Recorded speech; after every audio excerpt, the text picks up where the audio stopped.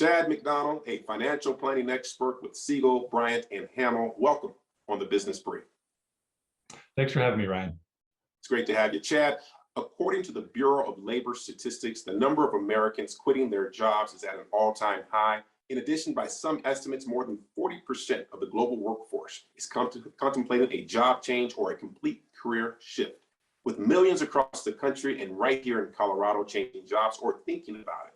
What are 3 things to consider before you do? Well, from a financial planning perspective, there are 3 areas of pitfalls that we'd recommend that people avoid. And those are around changes in spending, healthcare benefits, and retirement benefits. So from a spending standpoint, you want to think about, are you going to need to fill up your gas tank more often because you're traveling more? Are you going to need to buy new clothes or have dry cleaning expenses, just to name a few examples.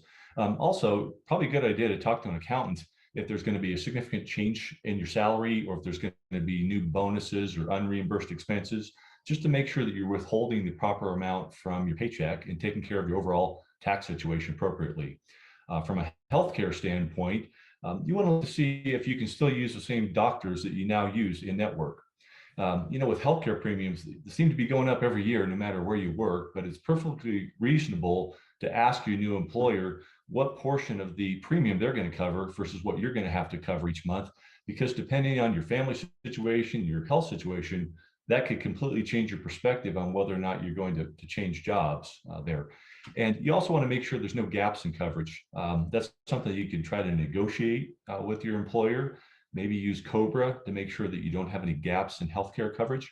And lastly, on healthcare, if you have a flexible savings account with your current job, remember that usually that's a use it or lose it type thing, where you need to use that before you leave the employer. You don't get to carry that over like you could with something like a health savings account or a 401k. Retirement benefits, all too often, I've seen people that are tempted to take a lump sum from their 401k outside of their retirement account and do things like go on a vacation or pay down debt or something along those lines. You want to avoid doing that if at all possible, and move that 401k to the 401k at your new employer or to an IRA rollover at a brokerage firm that you do business with. And that's a way to avoid some potential penalties and even taxes on that money, depending on your age. Stock options are another thing to look at. More companies are offering options for non-executives. So as you're leaving, you want to look at any non-vested options, make sure that you're willing to leave those behind, look at the vesting schedule. And for any vested options, you want to be clear on whether you need to exercise those before you leave the job, or if you have a window in time after you leave the job that you can exercise those, so that you're making the most of the compensation that you earned. All right. So here's some things I heard. Consider how it's going to impact your ability to pay the bills, your cost of living as you think about making a change. Think about the impacts on your ability to have access to healthcare, because you just never know when you're going to need it. And also be very, very, very careful and mindful when it comes to the impacts on your retirement planning and your ability to continue to invest in your long-term retirement goals. Those are 3 things that stood out to me, Chad. Did I miss anything? No, very well said. Yes, Ryan. Okay, so now on top of this, all the job changes, employers can't hire enough workers, and many people just aren't heading back into the workforce for varying reasons. But fair to say that the federal government's efforts to limit unemployment benefits has not yet had the intended effect of getting more people back into the workforce. Why do you think that is? And do you have tips for the person yet to re-enter the workforce?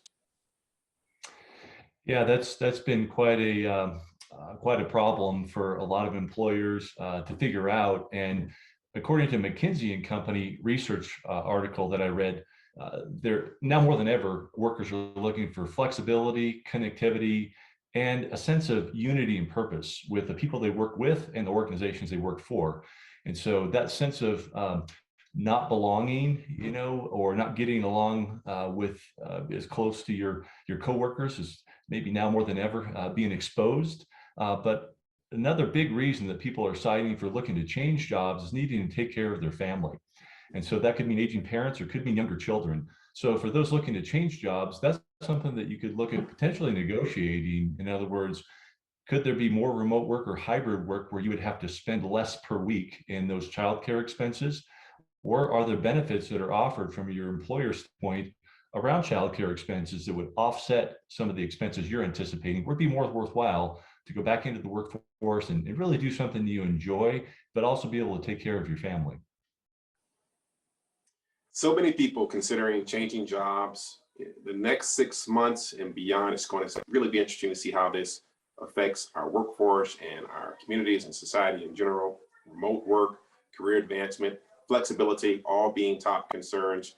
Chad, we appreciate your expert advice. Chad McDonnell with Segall, Bryant, and Hamill, thank you for joining us. Thank you, Ryan.